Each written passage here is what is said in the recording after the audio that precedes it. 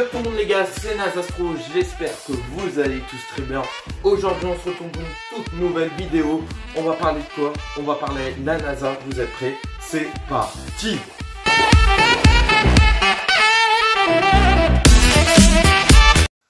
Du coup les gars, la NASA c'est quoi? La NASA c'est la National Aeronautic Space Administration. Merci pour mon accent English. Je sais un peu parler, voilà, anglais, voilà, je suis content.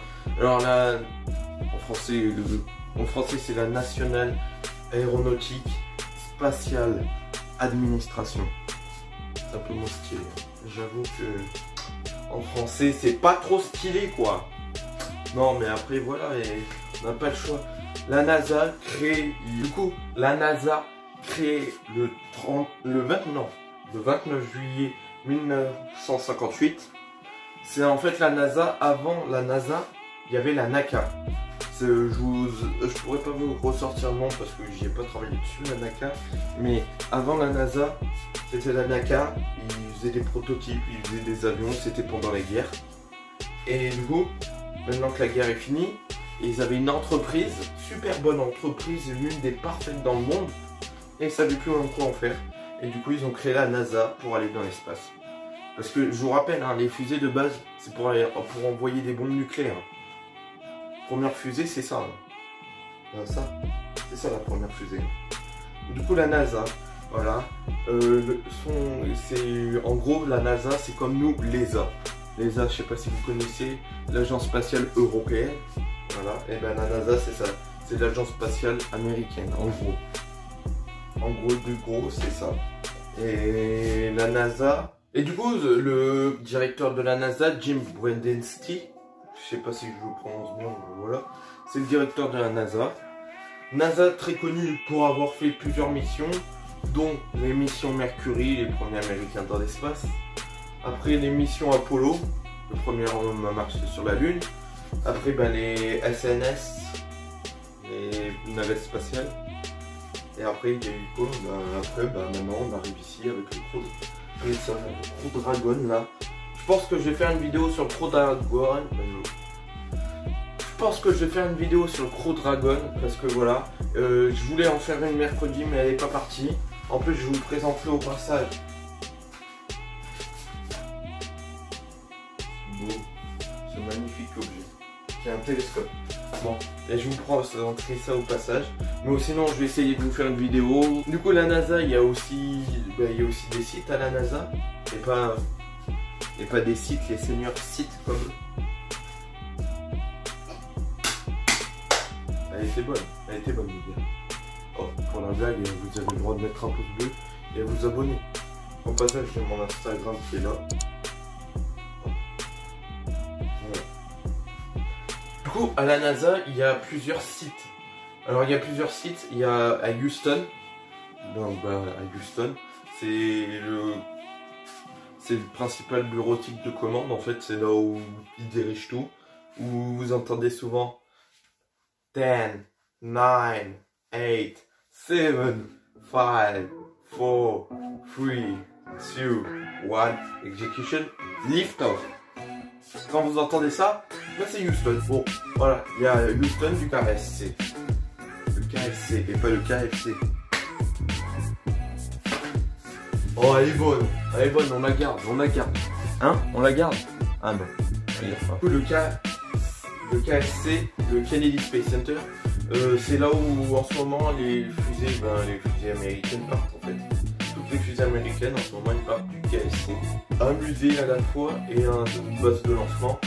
En ce moment les fusées qui partent c'est souvent des Falcon 9, un peu d'Atlas, un peu, je crois qu'il y en a eu 2-3 Falcon Navy. Et les gars, tant qu'on y est en parlant de SpaceX et tout, dites-moi dans les commentaires si vous voulez une vidéo sur SpaceX, vous me le dites, je vous la sors. Du coup les gars, on va parler du Kennedy Space Center, qui est gardé par la NASA bien sûr. Du coup Kennedy Space Center qui se situe en Floride, vers Melbourne en Australie, en Amérique, vers Miami, tout ça sur la côte là. Le Kennedy Space Center construit le 1er juillet 1962 il me semble.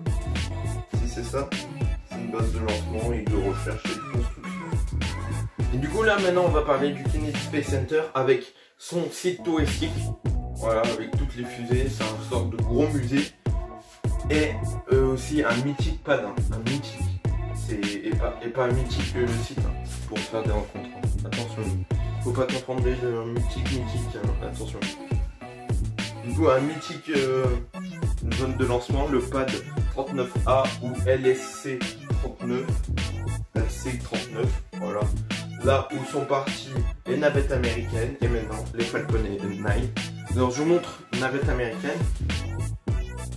Le pad à l'époque des navettes américaines et tout. Et je vous montre là à l'époque de SpaceX. Ils ont tout changé. Alors ils ont mis un voile noir. Pourquoi? Je ne sais pas, pour que ça soit plus sobre. Après ils ont changé aussi la passerelle.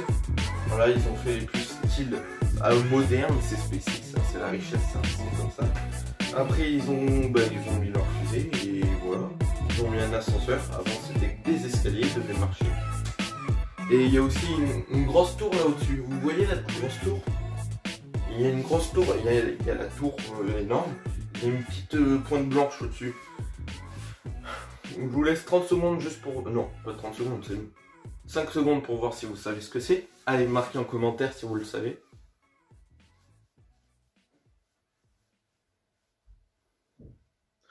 Voilà, c'est bon. Du coup, en fait, si vous le savez pas... Ah si, je crois qu'il y en a. Ouais, il y en a un qui le sait. Bien joué à toi.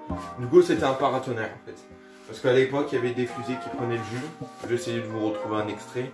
Mais en fait, les fusées, comme c'est du métal et accroché au métal, en hauteur en plus, les tonnerres, ils tombent directement dessus, quoi.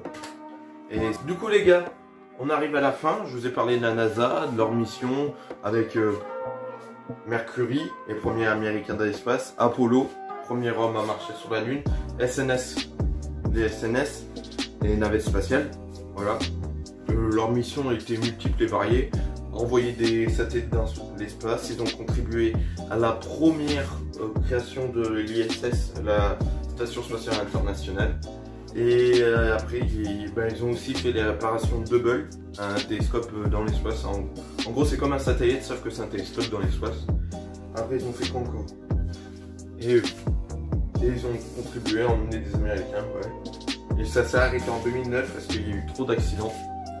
C'était la SNS, les missions SNS, c'était les machines les plus complexes au monde que l'humanité n'a jamais créées. C'est les machines les plus complexes. Personne n'a créé jamais ça. Maintenant, ça va être plus sûr, on a une nouvelle technologie. Regardez, le Crew Dragon, il devait décoller, il n'a pas décollé parce qu'il y avait des champs magnétiques, ils ont fait attention, quoi. Voilà, et maintenant c'est Crew Dragon, et après ça sera Artemis, et après toutes les missions. Voilà. Du coup, les gars, si vous avez aimé la vidéo, pensez à mettre un pouce bleu, à vous abonner, et on se dit à la prochaine, les gars. Peace!